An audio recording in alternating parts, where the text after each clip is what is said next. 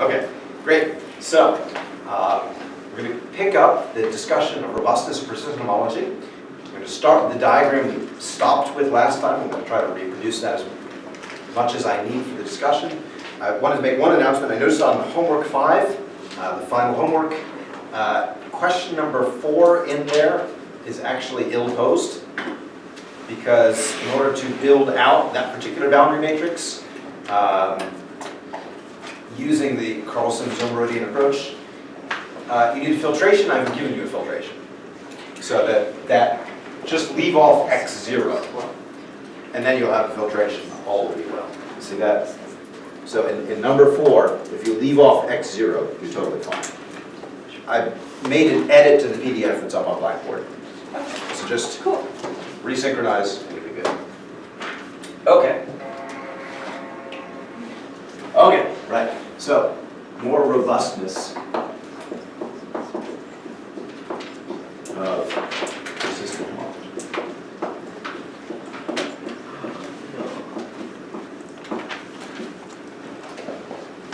Okay, quick bit you missed was re-download homework 4 if you haven't done that before. Okay. All right. Homework 5, yes. Anyway. Right, so we're going to pick up where we were last time. Our goal is we want a theorem that involves the persistence diagrams for 2 Morse functions. So given 2 Morse functions,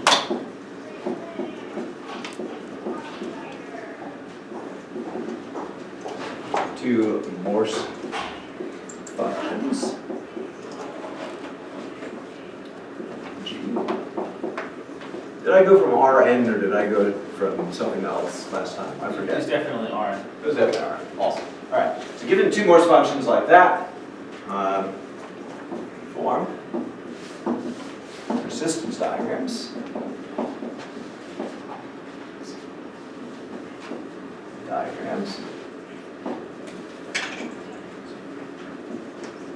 Yeah.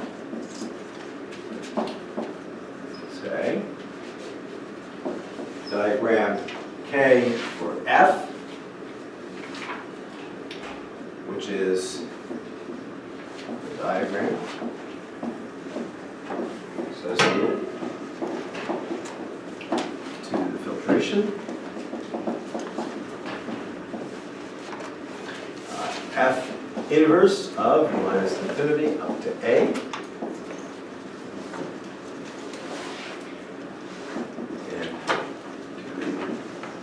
K. So we're doing something like H sub K of F inverse minus infinity A maps into H sub K of F inverse of minus infinity to B, where A is this to B. Something like that. That's that persistence diagram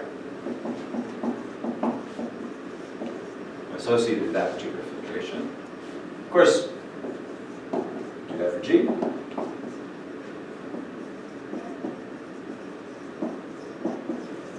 So we build out this massive algebraic object, diagram for F, diagram for G. If you remember from last time, reminder is that D, F, and G in each degree K are multisets in R2, and including the diagonal,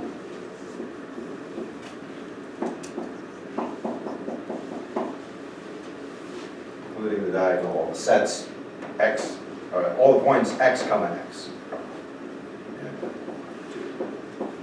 They're multi-sets, they include at least the diagram. Okay, so this is what the diagrams are. And so given all this data, the observation was that there's a distance, so then the theorem that we're after, I want to argue through a sketch of this proof, of this theorem, is that the bottleneck distance between the diagram for F in dimension K, the distance between those diagrams is bounded above by the infinity norm distance between F and G. That's the theorem. So I want to sketch a proof of this theorem so you can see why this robustness works. All of this was outlined last time, kind of broad brush. Now we're going to delve into something. In particular, what we ended on last time was sort of a graphical explanation for why this sort of thing might be true for degree 0 connected components. And the truth of the matter is, it works for any K. This is true for all K. 0, 1, 2, etc. This doesn't really matter. So our diagram from last time, or diagram's a loaded term, the picture that I drew last time was degree 0. This is it.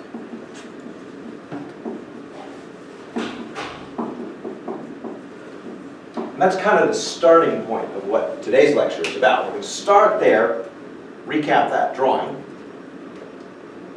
and try to dredge some of the intuition out of that that allows us to argue something about the bottleneck distance between any of these diagrams in any dimension. Because where the picture stopped last time is I drew a barcode, but I didn't draw a persistence diagram. Or maybe I did. I don't actually remember if I drew a persistence diagram or not. Maybe I did.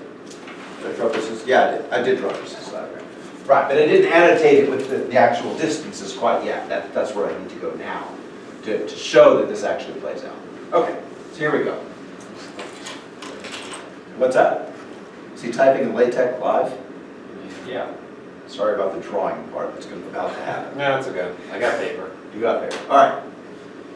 I mean, I would be very scared if you said, yes, I'm going to pull up Inkscape and I'm going to draw live, real time as you're doing this. No, I didn't learn Inkscape that fast. Okay. All right.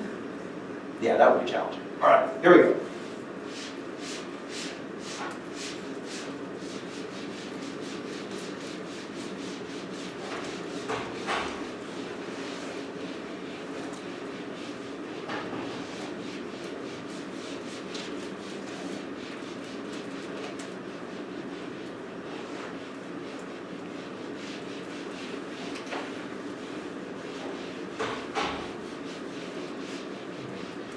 Okay, so what I'm going to draw is I'm going to draw the graphs of F and G. So this is the example case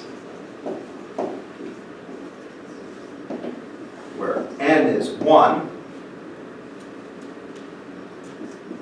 So F and G are R to R Morse functions, and K is 0.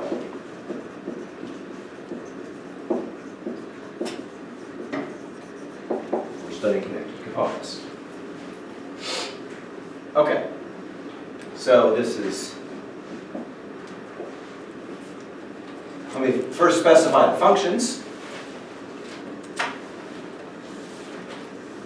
So there's F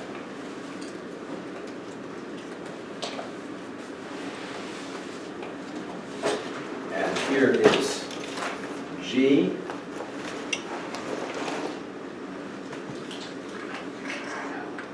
Here we go, colors, yes indeed. Got your colors? Yeah. No, well done. Yeah. I've seen some people at this stage in the lecture pull out, like pull out a bag full of markers or whatnot, but that's all right. Sounds like a Janelle thing. Okay, I have She's full ready. markers. She is ready, all right. In my Nice. defense, they're all highlighters. So, All right. Wasn't accusing you of anything. No accusation at all. More respect. More respect.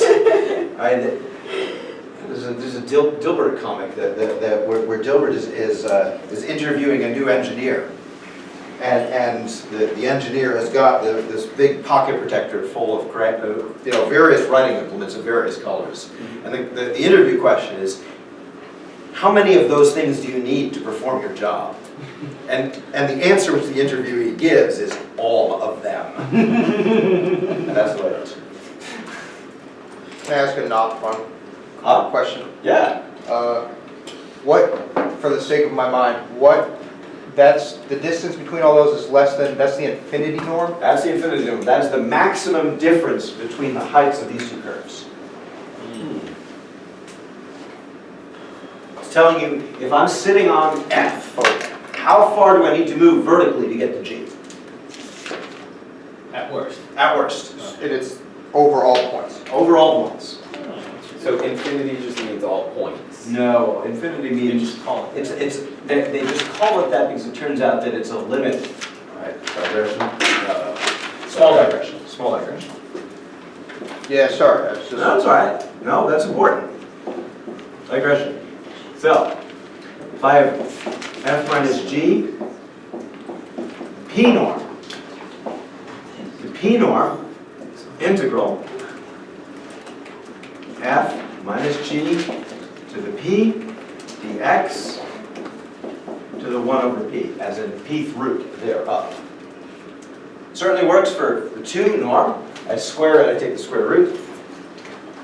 Great properties, it's a Hilbert space, notion of orthogonality, you can do all sorts of great geometric things. All the other P's for P greater than or equal to 1, they're metric spaces, norm spaces. There's good geometry, in fact, that even better, the space of functions that are so invoked in this way is a Banach space, which means that you can do optimization. It means that posing optimization questions using P less than or equal to 1 less than infinity, and under this assumption, posing optimization questions about the norm have well-defined unique answers. From a pictorial standpoint, if I'm looking at F being a function from R2, 2 coordinates, and G being a function from R2, 2 coordinates, so F and G are now vectors. Rather than integrating, I sum. If you draw the picture of these various norms, well, the 2 norm is a circle. This is. If you look at the 1 norm, it's asking for the absolute value. Because this would be, in fact, actually, I really should say absolute value, like that.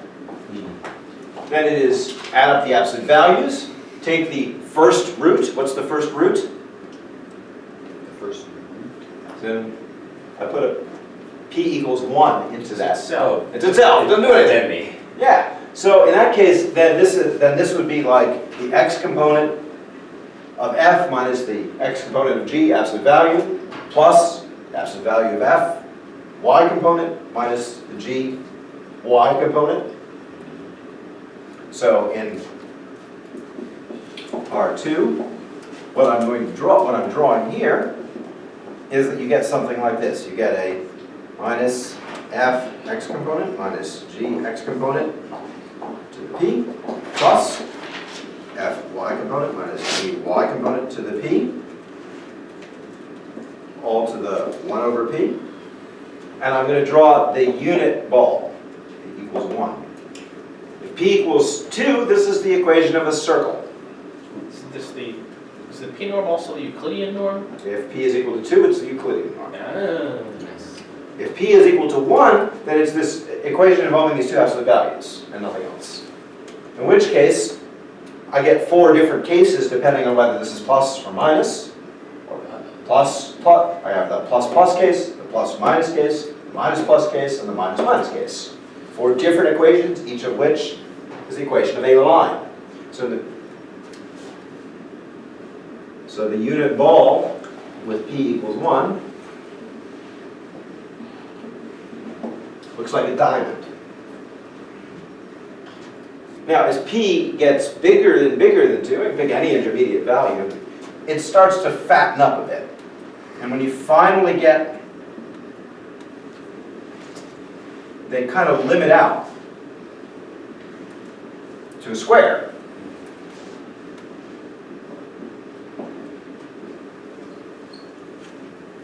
If you say P equals infinity, that's what it is. And what is that doing?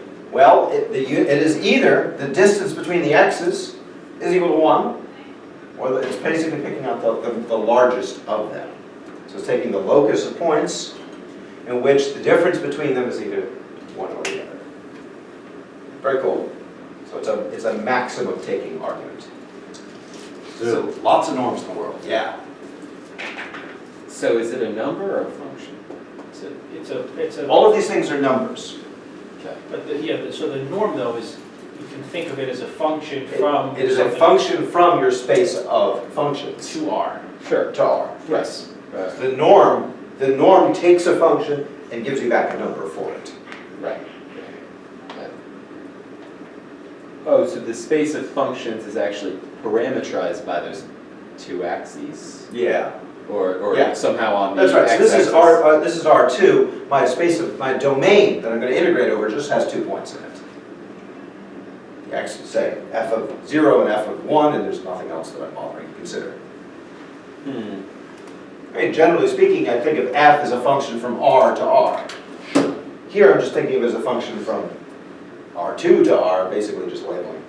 What's the value at this point? Not even R2, just 2 points to R rather, which is parameterized by R2. So what I mean is, f is a function from these 2 points to R. Okay. Okay. Good. So integration is just. Integration is just an addition of these 2 points. I guess the way I've labeled it is I've called this x and y, and those are literally just 2 separate names. Sure. Okay. So the point is, there are many different norms. In fact, there are lots more functional norms, because I got a lot more coordinates to play with now, like up here. Like f is now takes values everywhere rather than just at these 2 marked points. All of these norms are still norms, they're totally fine, but I have lots of others too. You bring in some that involve derivatives, those go under the name of Sobolev norms. There's all sorts of stuff.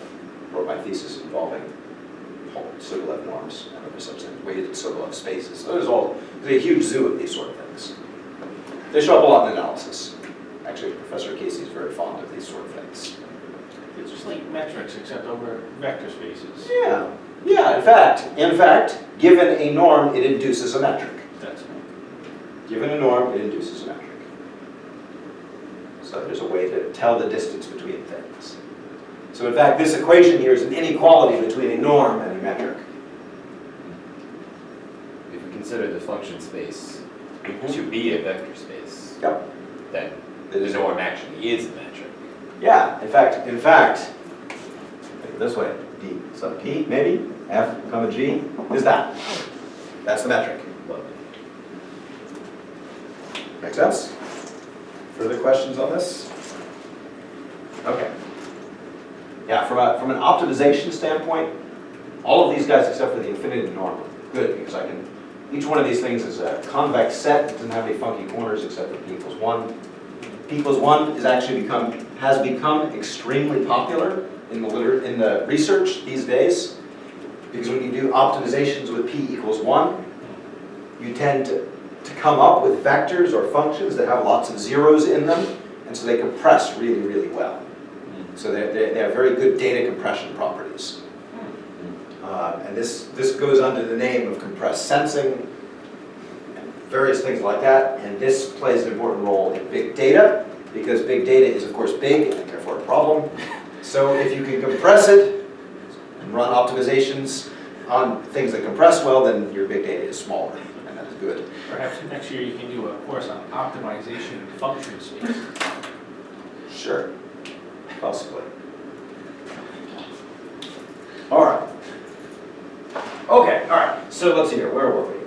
Right, we were explaining what, okay, right, so all of this was going to say that what's going on here is that what I'm asking for is I'm asking for sets of points, right, so what does it look like in the infinity norm if I were to write it down?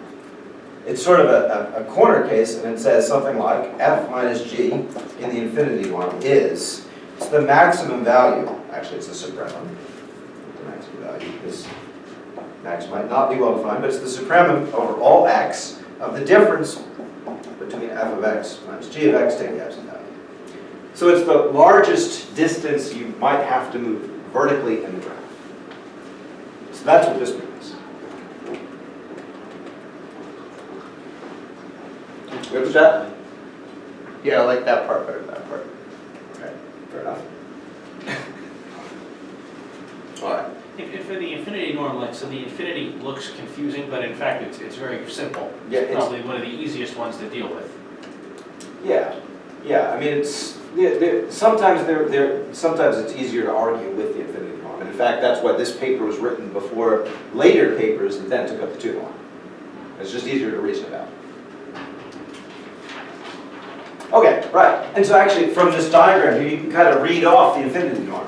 I take my two fingers and run them along the plot. The infinity norm is the largest that I have to spread my fingers apart. It's not totally clear what that is, though. Well, Is it like the little hump, maybe? maybe right about here. Maybe right about here. That's kind of the farthest they get. Maybe here. I don't know. The important thing is that a solution exists. Yeah? Yeah. Yeah, because I said soup. Yeah. Yeah. If I didn't say soup, there'd be trouble, potentially. But, fine. Okay. Like it could be infinity, in fact. Anyway, all right. So, I've got this layout here of these two functions. And what I want to draw is I want to draw the two persistence diagrams. One for k equals 0, one for f, rather, and one for g, in degree k equals 0. So these are going to be about the connected components of particular level sets. As in the set of all x, such that the pre-image is less than or equal to that. So we're after, what we're interested in, we're studying f pre-image minus infinity up to a, and, color now, g pre-image minus infinity up to a. Is this studying? We're studying these two collections of level sets, these two filtrations of level sets. So we're looking for the set of all x coordinates such that the function is not bigger than a in either case. And you can kind of think of this as filling up the water. Now, I'm going to draw this scale model. This is birth. This is death. Scale model.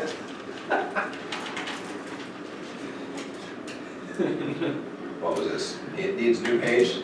Well, so, you know, some of these diagrams, it's always about, we Placement. didn't anticipate that there would be another Ah. diagram projected to the right. Yes, all right, I see. Subplots. Yes.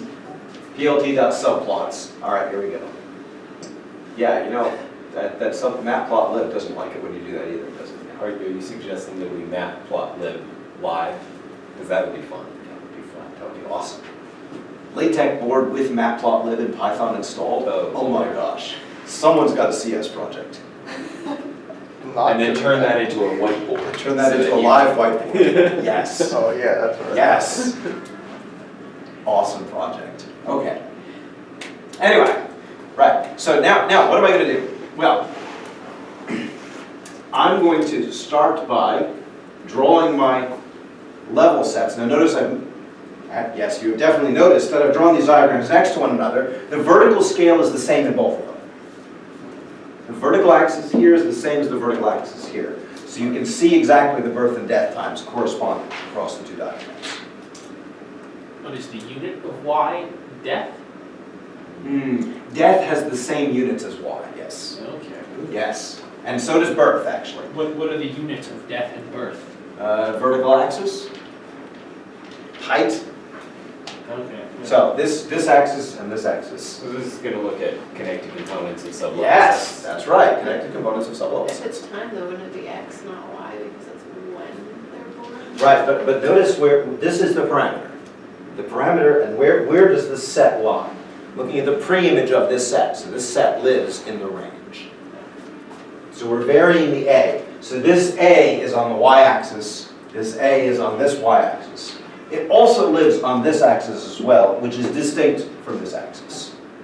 So maybe what I should do is I should, well, I'm going to start like drawing all over this thing. So, all right. Okay, so here we go. So first of all, when I start out and start moving up here, let's say I pick a kind of moving up here, I have one connected component. There's a set of points about, say, sort of do this from an animation standpoint. If I pick A here, what is the set of points for F and for G that the image is less than or equal to A? Well, the set of input points is about here. It's in here. This is the pre-image of minus infinity up to A. And basically, I mean, it's basically the same thing as pre-image of A, well, the sublevel set A. Basically this set here. One connected component. If I shrink A down a bit, it'll still be one connected component. That connected component is born at time 0. And in fact, that connected component never bothers to die.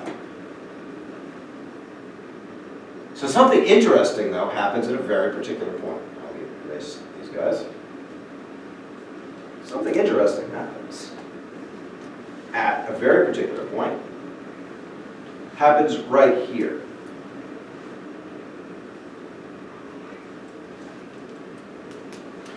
And in fact, what happens here? A new connected component is born right here. So there's a connected component here, and there's a connected component here. Two connected components. This is in the pre-image. All of the points in here result in F and G being less than A. As does this point, less than or equal to A. As does this point. But now, this new connected component does not exist for any smaller A. It is born at this point. So at this, now continuing this line, all the way over to here, something happens here. There's a birth here. We don't necessarily know when the death is, but it is born here. Now, when does this connected component die? Well, to find that out, we start moving this A, we continue moving this A a little farther. Let's move it up to B.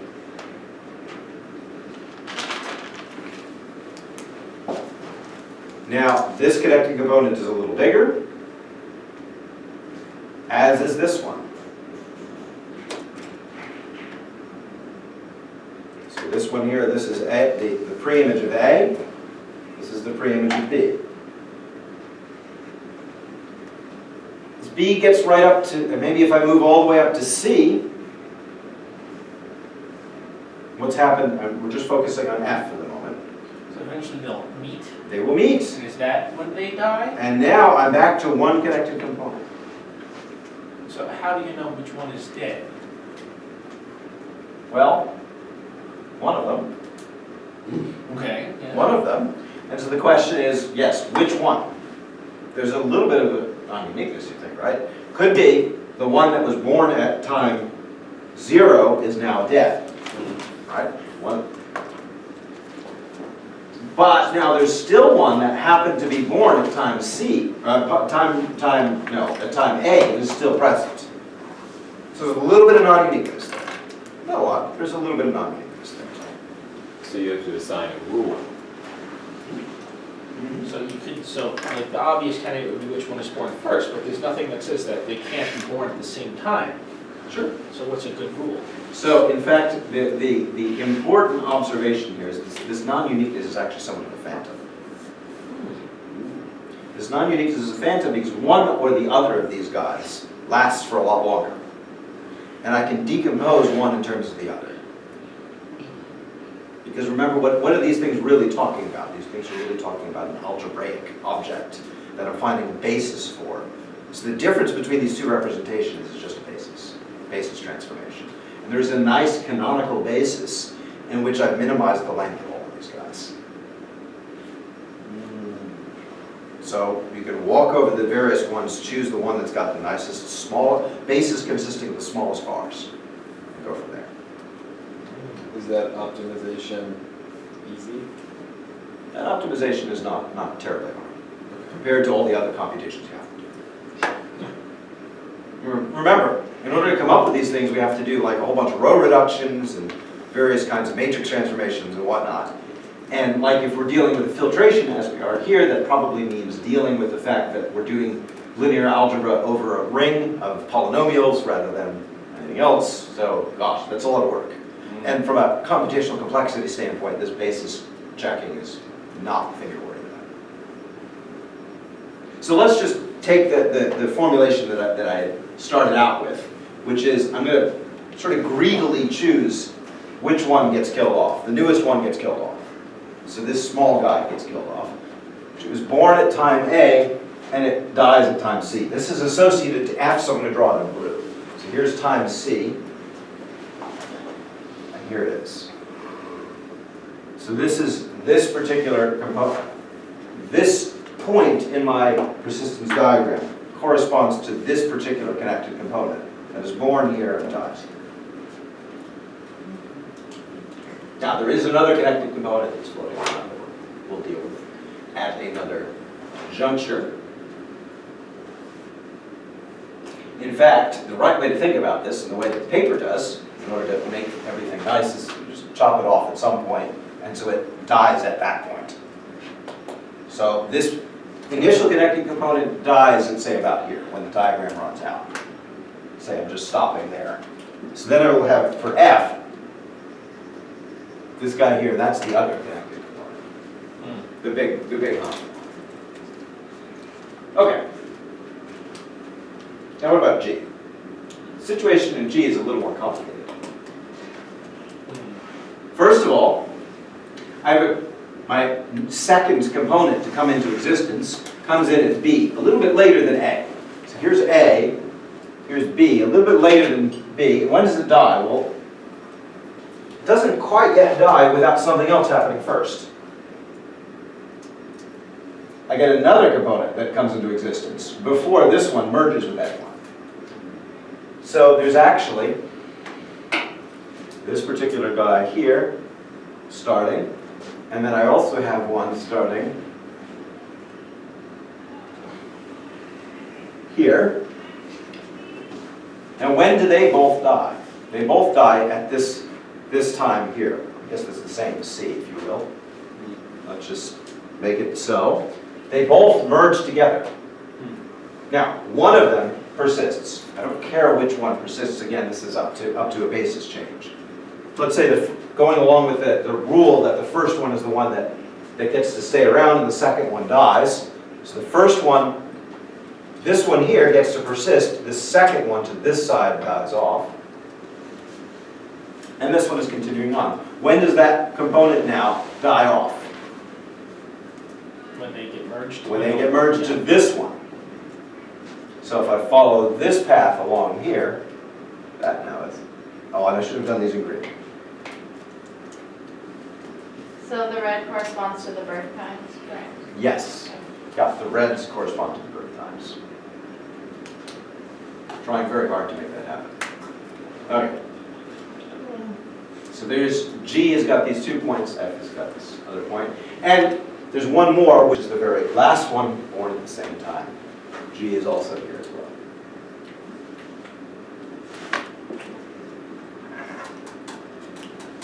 well. Okay, so those are the two persistence diagrams. Now let's go back and look at our metric formulation. Try to understand what this statement is telling us. First of all, it's telling us something about the infinity norm between F and G. It's the vertical distance between the two curves, the maximum vertical distance between the two curves in this graph. Roughly speaking, it's kind of small here, it gets bigger, smaller, bigger, and yeah, maybe we agree that this is about as big as it gets. So this vertical distance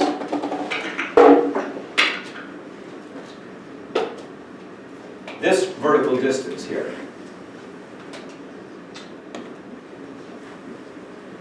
So,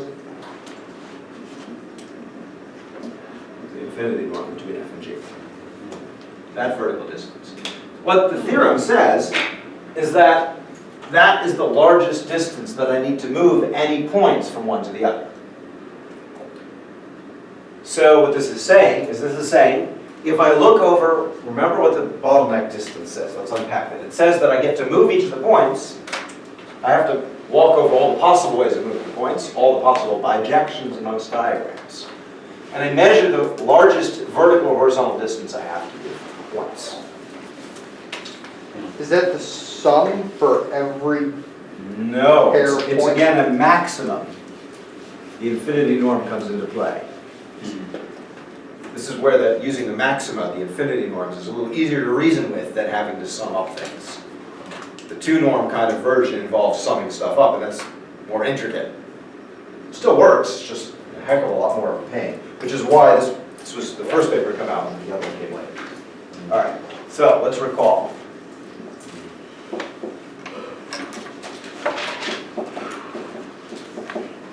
I'm not going to make any more parallel diagrams. That's the end of the subplot. Remember what this thing is. This thing here, this is the infimum over all bijections, gamma, taking one multiset into the other multiset. That's all bijections, gamma. And given that, then it is the distance, given those bijections, is the distance that I have to move my point x, right, I gotta then maximize, soup over x in my diagram for f, the distance between x and gamma of x. We define it to be equal to the whole thing below it. Yes. Yeah, I ran out. This is what we had on the board last time.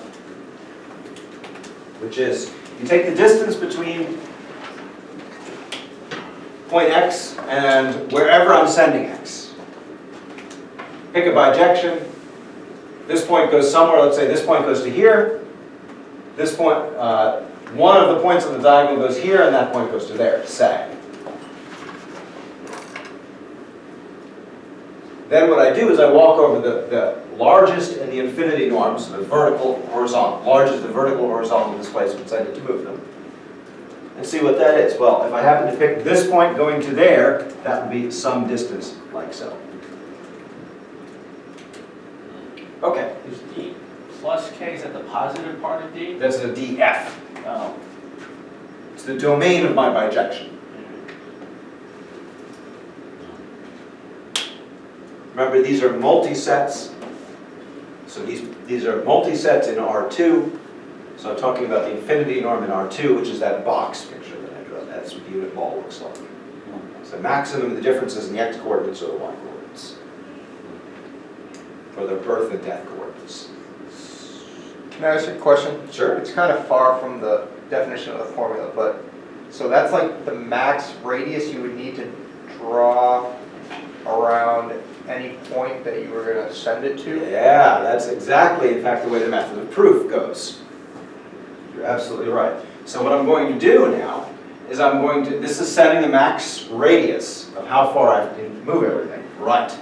So in particular, let's take this distance. I draw a box whose radius is this amount around this point, and around that point, and also around the diagonal.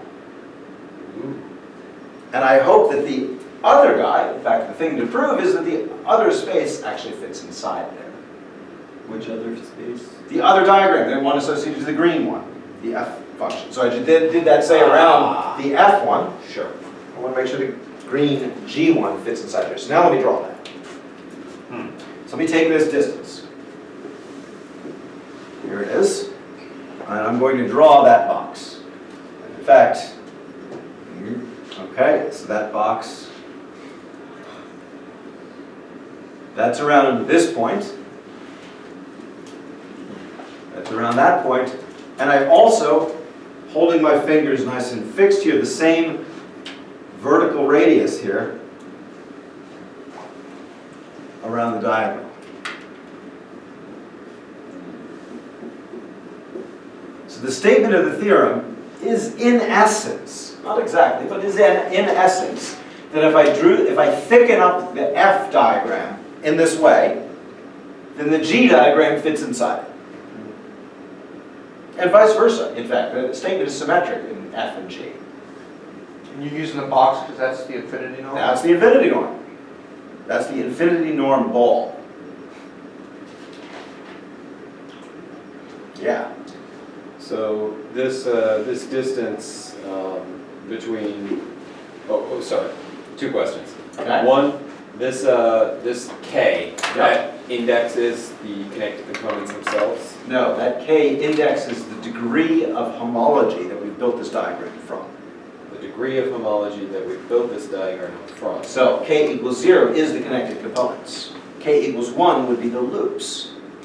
K equals Okay. 2 would be the voids, etc. So remember, under the hood, where did this diagram really come from?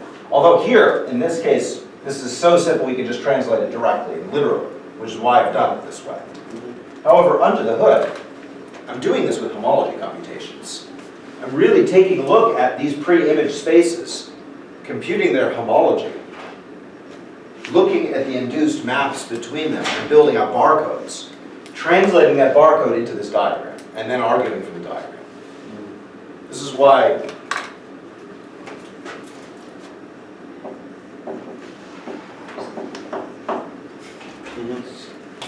it's a sketch of a proof is what we're arguing about. This is not the full proof. The full proof involves, now when I say K is arbitrary, now I have to argue that what I'm drawing pictorially here still works, and it's algebra. It's diagrams of vector spaces and linear maps. Can you do some kind of induction? Actually, you don't even need to use any induction. You can do it directly. In fact, in the paper they have a very nice diagrammatic argument where you do a diagram chase. We will see a diagram chase later on this semester. That's one of the projects. So that particular diagram chase argues that what we're doing here still works.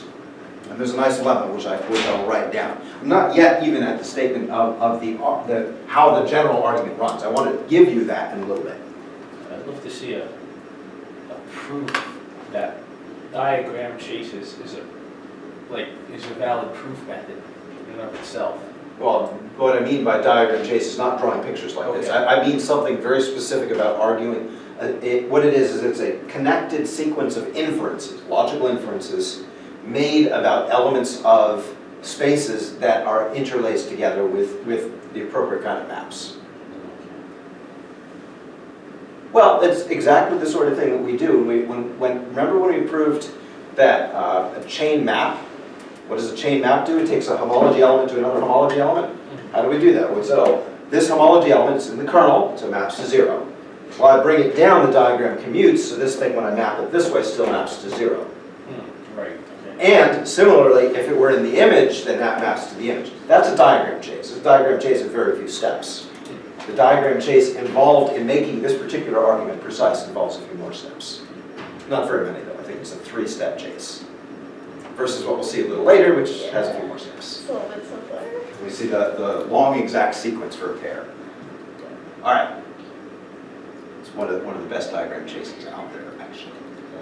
Best diagram chases out there that doesn't involve spectral sequences. Anyway, spectral sequences involve covering the floor of the diagrams. Awesome. Anyway.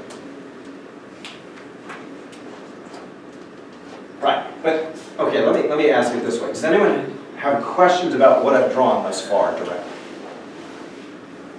When you're drawing the infinity norm around the horizontal line Yep. there, why is it above and below the horizontal? Oh, it is. It goes below too, but I'm not really worried about it being below. Oh, okay. I'm not really, because there aren't any points down there anyway. The diagram consists of points that are strictly above that line and all the points on that line. There are no points there, so I don't care. Yeah. I'm not quite sure I understand how this metric, the dB metric, how that talks to this diagram This picture. on the right. Okay. It doesn't, actually. This is a bound on this. This particular drawing here is a bound on this one. The drawing is a bound on the metric. Now, it's not, I have not proved that this is, but it is. Here's the argument. The argument is, this is telling me how far I have, so first of all, I make a choice about which points are going to get moved over.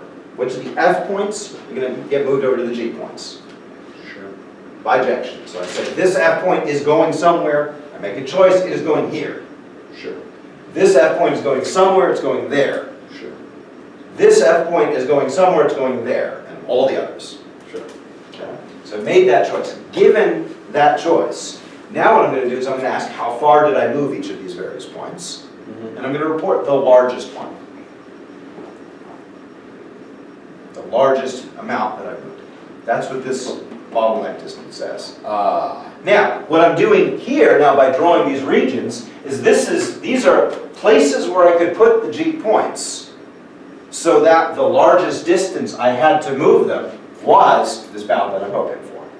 In fact, it's the largest, it is the where I could put the G points, so the largest distance is definitely less than this bound.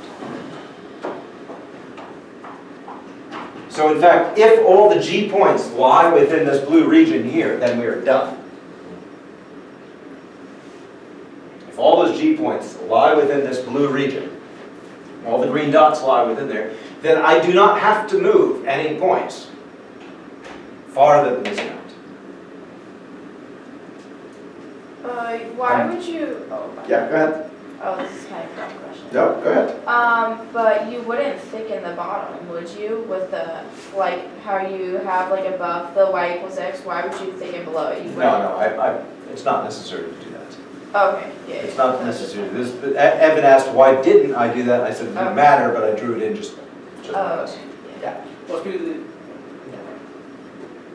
you're taking the Yeah, of range, course. yeah. Of course. Okay. Yeah, but think of it this way. Think of it this way. There's nothing down here. This is not part of the diagram at all. Yeah, exactly. This is not part of the diagram. It's not even a discussion. Okay. Other questions? So how you got the distance in the graph that you used for that? Yep. The bottom one you're using not, it doesn't line up with the top. This? Yeah, so to the, no, the left, to the left. It's not the biggest distance because you're using, do you see like F is farther to the left than G to the There. right? Are we using the components or the actual graph itself? We're using the actual two graphs, and we're measuring the distance only vertically. So this distance here seems to be the largest, I think. I mean, maybe, that seems smaller, doesn't it? Right, so it's, This seems kind of smaller too. so that line itself though is actually Here? less because that's the connected component line, right? That the arrow is pointing at on the bottom. This one? Right, Oh, yeah. So we're- yeah. so we're not using that connected No, component line. I've got too many lines going on here. Yeah, this thicker line there's the connected component line right below it. Okay, so we're actually getting above that. Yeah, my diagram's gotten too cramped here. Make sense? Yeah. Okay, other questions? Good? All right. Okay, so now in order, there is one subtle point here though. It's not quite sufficient that those green dots all lie within the region. Because what happens if, by some stroke of bad luck, I had 15 green points here? Or worse, 15 green points here, and only one blue point here. Now I've got 14 other points that have nowhere to go nearby. They've got to move way the heck out of range. That would be bad. That would be very bad, because that would spoil my argument. So I need some way to defend against that. I need some way to assert that that problem doesn't occur. I need a lemma in order to make this theorem happen. Now, basically this kind of diagram arguing, that's sort of the main intuition, but this technical lemma allows you to do this argument and make it actually precise. So this lemma goes under the name of the box lemma. Now, unfortunately, I'm going to erase all this diagrammatic fun, so make sure you got it down. Picture time. I think it's better to watch the video, it makes a lot more sense, but. Yeah, whatever. Video is nice because you can see it in animation. Exactly. In fact, you can probably pull out frames and animate the whole thing in a nice bit. Okay, you good? I see Dave copying. No, that's fine. Sure. I have it up here. Okay, all right. I can also send you the picture if you want. Okay, I think, thanks. So we need something that's going to argue that this problem of having a lot of points in one spot of the diagram, when there just aren't that many points there in the other one, just that that never happens.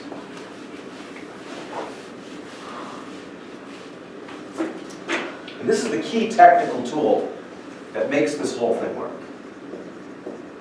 This is the box lemma.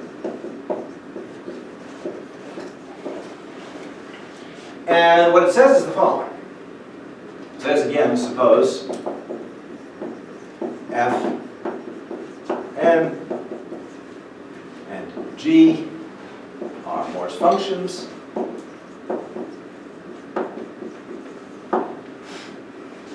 With f g less than epsilon. All right. I'm going to set a bound on the size of the infinity norm between them. Okay. Then, what I'm going to do is I'm going to take a look at the number of points in the multiset, in the diagrams associated with f and g. And I'm going to look in certain regions, and as the name suggests, within certain boxes. What I'm going to say is I'm going to say the number of points in the diagram associated to f intersect box.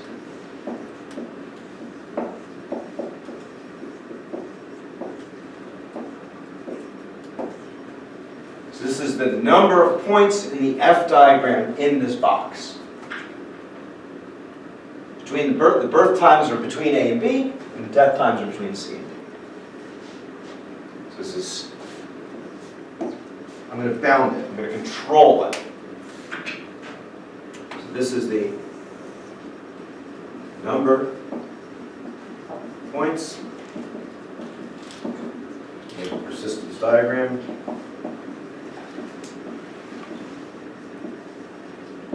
in a box. Oops, one box. A, B, C, D. A bunch of points in there. In that box.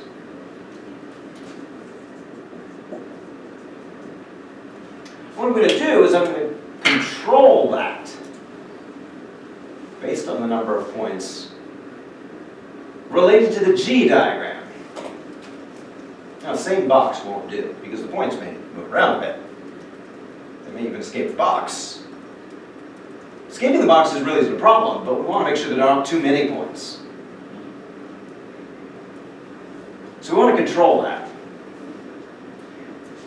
And the way to make this happen, we're going to control it by saying that we don't get too many points. Now, I always forget how this goes, so let me make sure I get it right.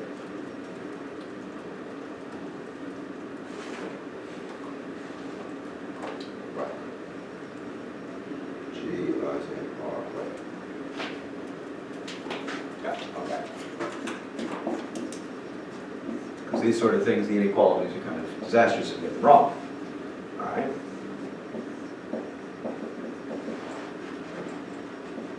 Oops. Minus epsilon plus epsilon minus epsilon plus epsilon.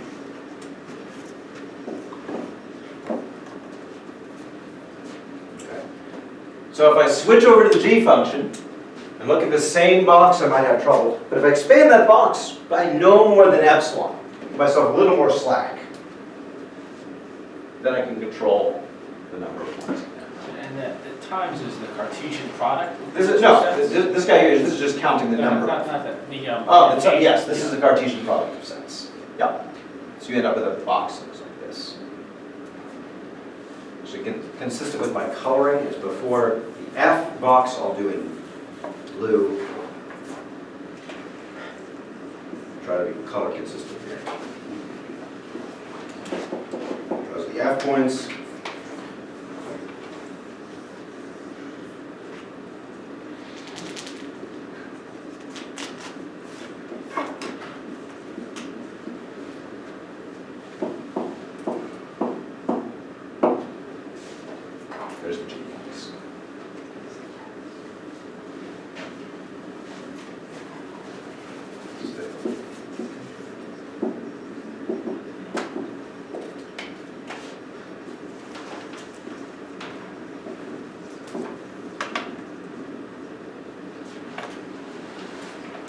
I may have to expand my box a little bit, but it gives me some control. You could dually think of this as saying, I'm going to start over here, and I'm going to use it as a bound on a slightly shrunken box, but it's really the same thing. The statement is symmetric in F and G. In fact, notice, hypothesis of my lemma doesn't distinguish between F and G. I can switch them and get the same answer. So this statement also has to follow. I can switch the roles of F and G as well.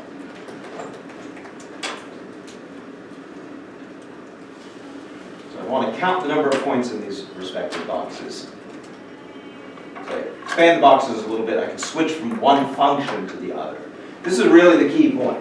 Really the key point is notice that F and G are different, yet they're providing bounds on the number of points in each other's diagrams, due to the fact that I have control over them. And this in fact crucially depends on Morse functionness, and it depends on that norm bound. So the proof of this does involve diagram chase. And it involves actually reasoning about the dimensions of the spaces, the homology spaces as well. There's to be a bijection between the green dots and the blue dots? No, I have at least as many green dots as I have blue dots. At least as many green dots as blue dots.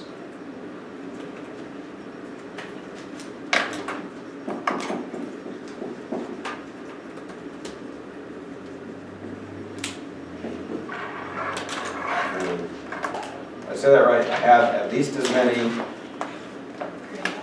Green dots and blue dots. yes, as many green dots. So green is G. Yeah, great.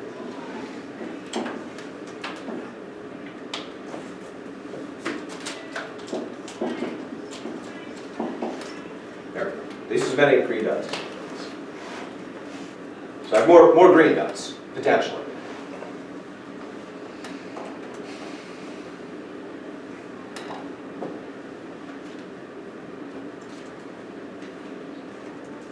Okay.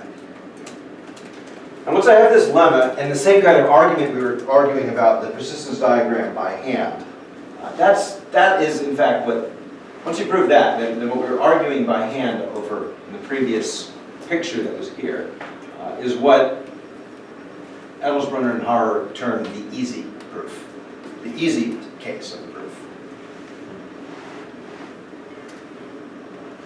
And that is when F and G, the points in the diagrams between F and G are far enough apart that all this works, and you can choose a small enough epsilon. Now, if the epsilons get closer, you have to do something a little more subtle, involving approximation of functions and whatnot. What does the red line between F and G mean? What I'm doing is I'm calling out the fact that I've switched F for G. I'm using G to provide the G diagram to provide a bound on the F diagram, which was the crucial point. Because then I know that if I'm looking at the G diagram and I look at that region around each of those points, I don't have any more extra points that I need to map anywhere. That they're not going to get out of control. I'm not going to have 15 points right here of one and only one of the other one.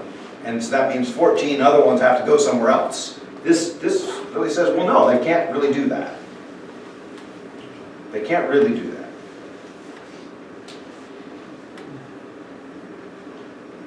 So now what I want to do is I want to give a little bit of an argument of how this works. I don't want to go through the whole diagram chase, but I want to give you a little idea of what's on it. But that's after everyone's comfortable with the statement. We good?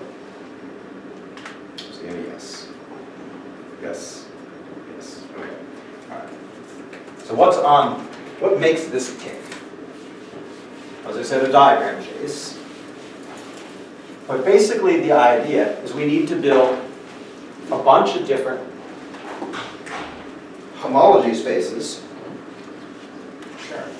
We need to build a bunch of different homology spaces associated to these various boxes. It doesn't work very good. All right, that's the idea.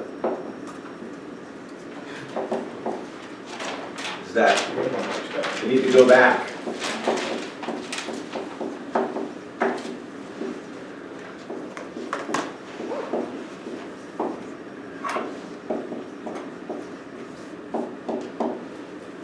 We need to go back to the homology spaces.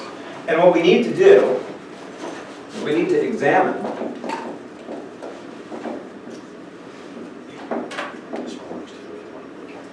which basis elements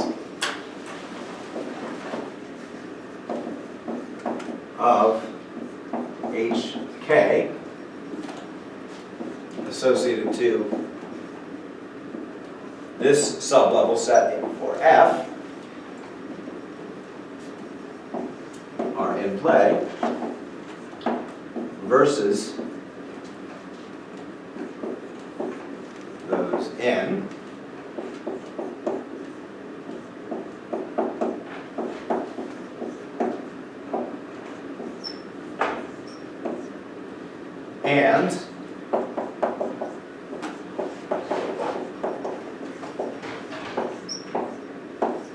and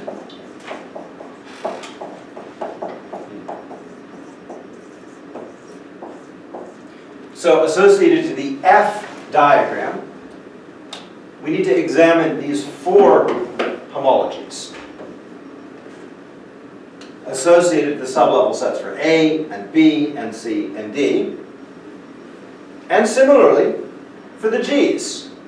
So there are 8 homology spaces that are going to need to be somehow related to one another. There's only 4 here. That's right, because these are for the F's. There are also the same ones for the G's. Yeah. So I have all the F ones and all the G ones. And they need to fit them together. And here's sort of the observation. Some of these spaces are like subspaces of the others, aren't they? Because A is less than or equal to B, this space here, well, it isn't a subspace of this one, but there's an induced map. It maps from this one to this one. This is a subspace of this. The arguments of these guys are subspaces. So I have a map from that space into that space that's going to induce a map of homology. Remember the whole procedure. Simplicial map turns into chain map, which turns into induced map between homology. So there's a map from this space to this space. Similarly, there's a map from this space to this space. Now, I'm in the upper half chunk, so what else can I say about A versus C and D? Well, C and D have to be bigger than A. So A also, this space, this guy maps from A into B. It also maps into C, and it also maps into D. So when I do that, I get something of a diagram of spaces.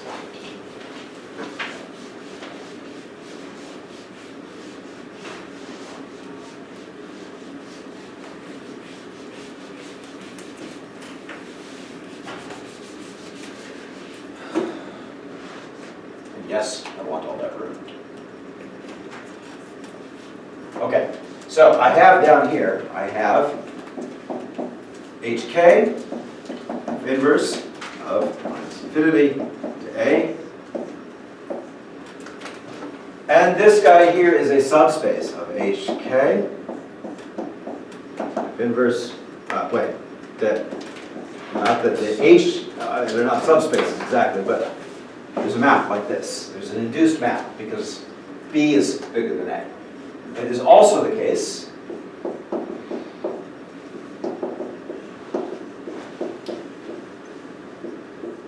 that C is bigger than A.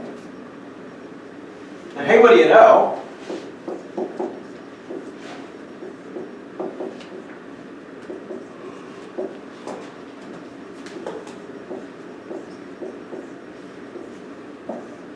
That D is bigger than both of these guys, and guess what? This is a commutative diagram.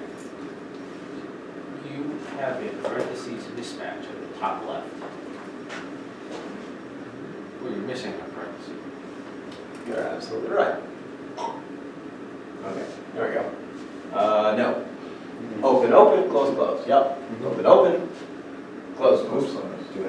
And on the bottom. And open, Isn't it the, There wasn't a No, that mismatch on the was- bottom right, there was a bottom mismatch. Oh, gosh. No, the bottom right's fine. The bottom right was fine, there wasn't one on the bottom right, but every other one had a mismatch. They're all fine now. Open, open, close, close. Yes, all right. Okay, right. Okay. Well, such is the diagram for F. What about for G? It looks basically the same, right? Same kind of situation for G.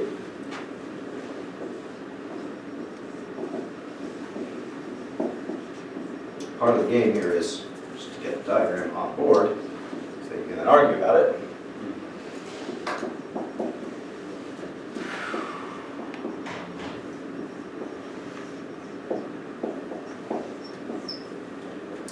And up there, aren't you inputting a set? yep, sure am. And do we do the line integral across? What's that? So do you want that bigger than the F to the F inverse one? What's that? Does it have to be like bigger than the F inverse one? This one's just doing the diagram outside. Okay. Let him focus, please. What? Okay. I got one more. I think Occupational hazard, is that the concern? Yeah, a little. Just like that. You have no idea. I think OSHA just turns a blind eye towards everything mathematics related. I think OSHA probably feels that I'm already damaged by doing that. Because you're doing G of an interval. Okay, Not there we the go. first time. Now, It's G of an interval. nice diagram. So technically it should be G inverse parentheses negative infinity. Yeah, I'm leaving off Bracket sets of parentheses around Yeah. everything inside. Yeah, because it's just always. Because like then there's more parentheses and it just like involves more ink and whatnot. Anyway, right. Okay, so I've got this kind of diagram going on here. Now what I then need to argue is that these two fun squares fit together. Line integral is 0. No, Oh, my Lord Snipe. Stop it. One can actually do such things. No. Yes, indeed, one can actually do such things. But no, let's not do it here. Okay, so point of the matter is now that there's a relationship amongst these two squares. Now, the point of the matter is that how do I know which one goes where? How does this all fit together? Well, it really kind of depends on whether F inverse of this, or whether or not this sublevel set of F is related to this sublevel set of G. They're not related. Newsflash, they're not related. However, how far do I have to change F to get to G? No more than what? One letter? Epsilon. Epsilon. So if I add epsilon to this guy, and I'll make my modifications, and I do them in red. If I start now modifying these things by either shrinking or expanding them a bit, now, let me shrink this guy a little bit.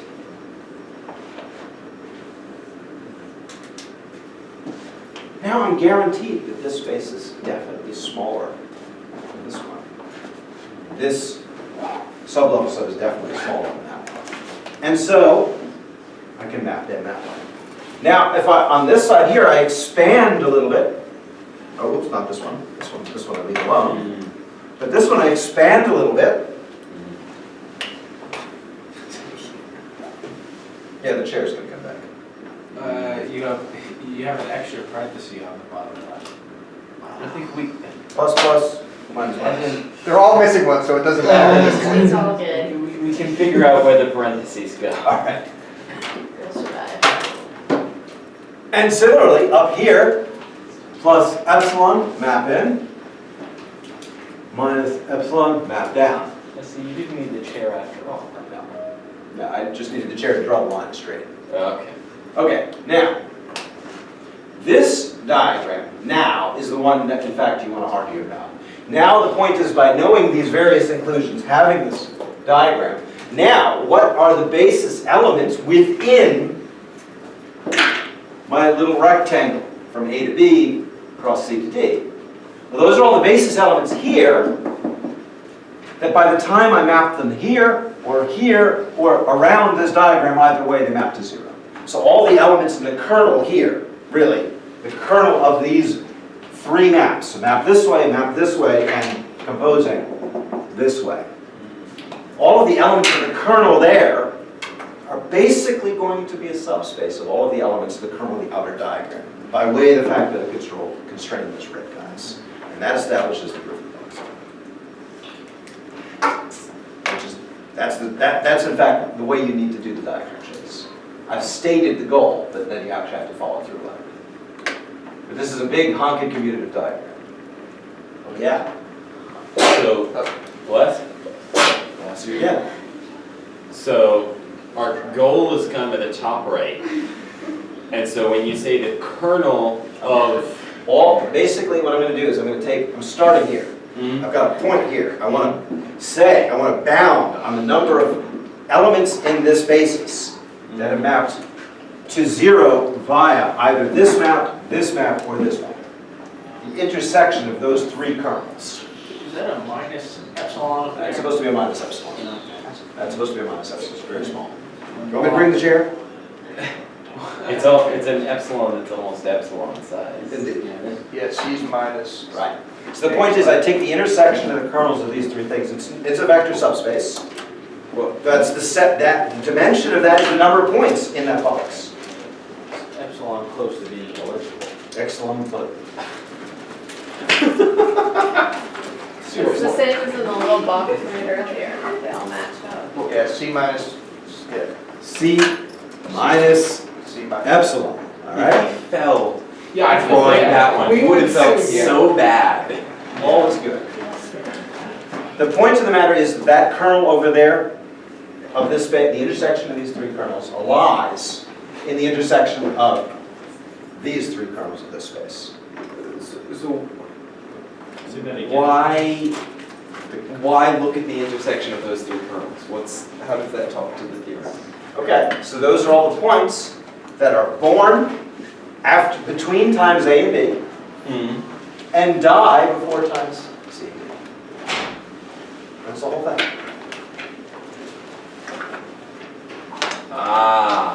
So in short, they're in there, Yep. but they're not in there. Yeah, that's right. So Okay. you do that kind of argument. Wow. There's a bunch of other kernels you have to check, but basically that's the point. And if you pull that kernel back, then that's the Wow. This is the level of machinery that one comes in to talk about. Brian, if you could hit the end report. I can't tell you how tempted I am to be a child